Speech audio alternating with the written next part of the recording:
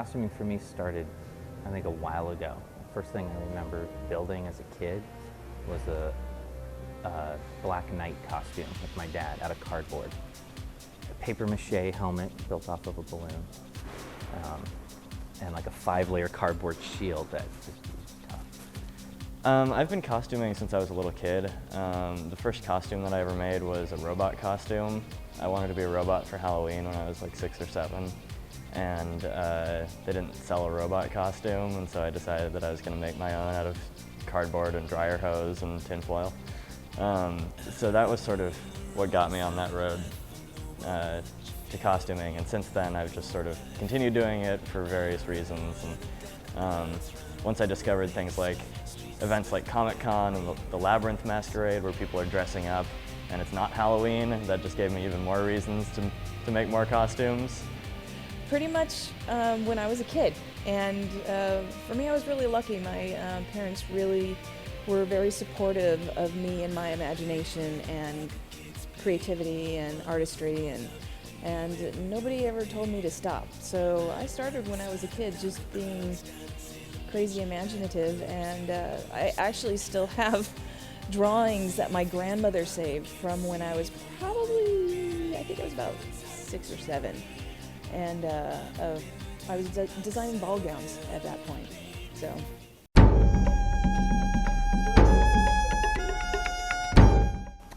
I would say Doc Brown is my muse from Back to the Future 3. That is one of the things I love about steampunk. To me, the absurd gadgetry and just how huge and obnoxious things can be to do simple functioning things. I don't know if Nick is necessarily influential on my style, since our styles matched pretty well from the very beginning, but he's definitely sort of encouraged me to continue making steampunk stuff and to make it bigger and better and more insane.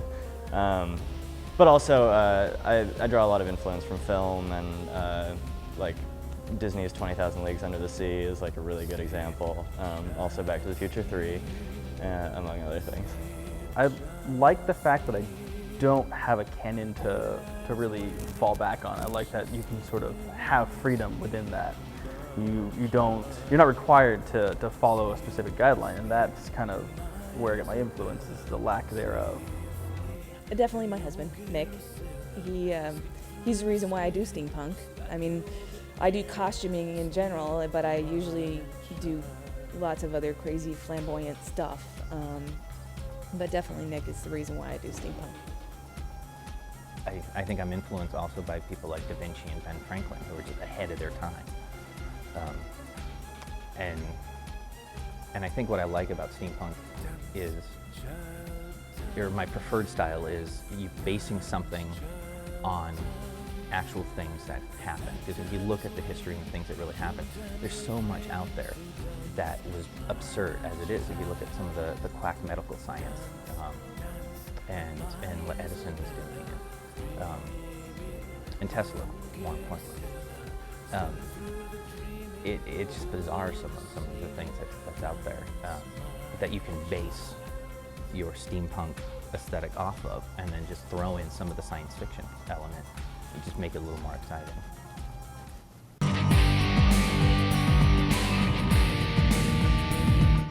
You gotta sit and think.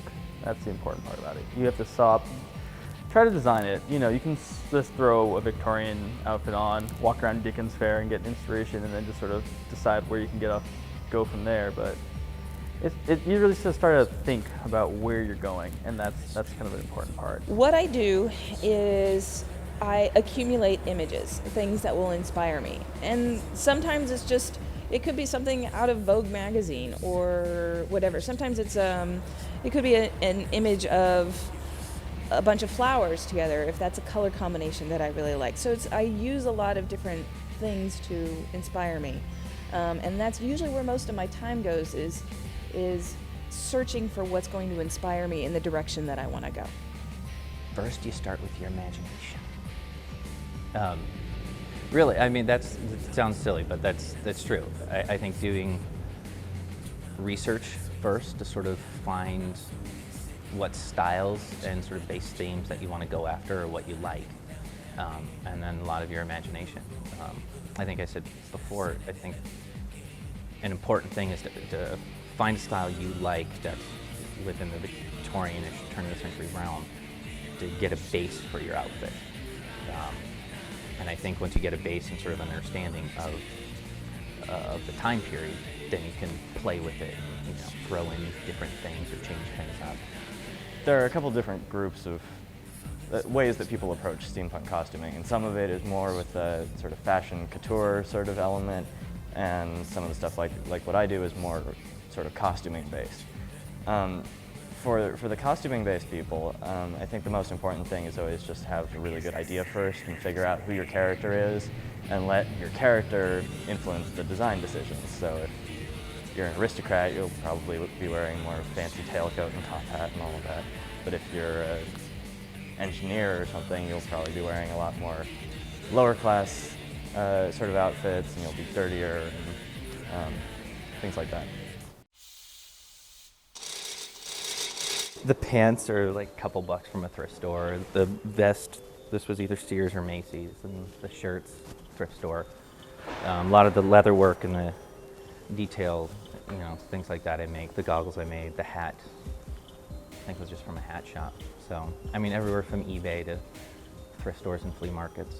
It's always good just to, the important thing I think is to keep a constant lookout all the time, because things change. Constantly flea markets get new things, so. Gear is generally made. Clothing, I think it's been said before, thrift stores, flea markets. What I'm wearing right now is mostly bought from Gentleman's Emporium, but other equipment for other things is usually made or found, and that's a huge thing, is just looking, and especially in places like LA where you have the garment district to go get unique fabrics at cheap prices, you know, utilize them. Most of it is, I would say I make myself. That's mostly in terms of the props and technology and stuff like that. Stuff like, you know, this shirt and this vest, it's just thrift store finds, a lot of stuff from eBay. Yeah, anywhere you can find it. I build my costumes myself. But of course, doing the thrift stores and, you know, junk shops and flea markets and all that kind of stuff, that always helps too.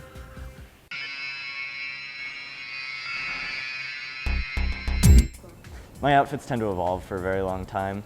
I might start on a costume, and it'll go through a series of changes until it gets to a point that I like. And even when it gets that far, I'll still continue to change it. So I mean, I've worked on costumes that, you know, it's been done, but then I keep working on it, and that's gone for months and years. It's never finished. It can be really fast or it can be really long. The beauty of having outfits that aren't confined to specific look is that you can evolve them and they can change through time, and that's really nice. And just get a core outfit, you can take a day or two if you really just want to slap something together. But if you want to design and have a full thought out plan, it's really good to sit and sort of maybe work on it for a little while. You know, I'd say if you're really rushed, give yourself a week to come up with something pretty snazzy. But I guess if you were to actually look at the time from when I actually start sewing, I can whip something out in a couple weeks. But it takes a long time to design. For me, it does.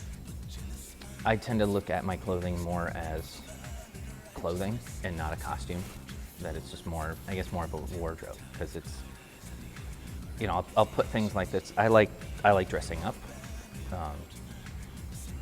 I mean, if we just go out even to a bar or to a restaurant or something like that, I'll wear close to this. I might not wear the big gadgety goggles or something, and I certainly won't have a big backpack with stuff on. But I like the dressing up element, so I tend to look at it a lot more as clothing and costuming. So because of that, I think it's something that I'm constantly building and working on.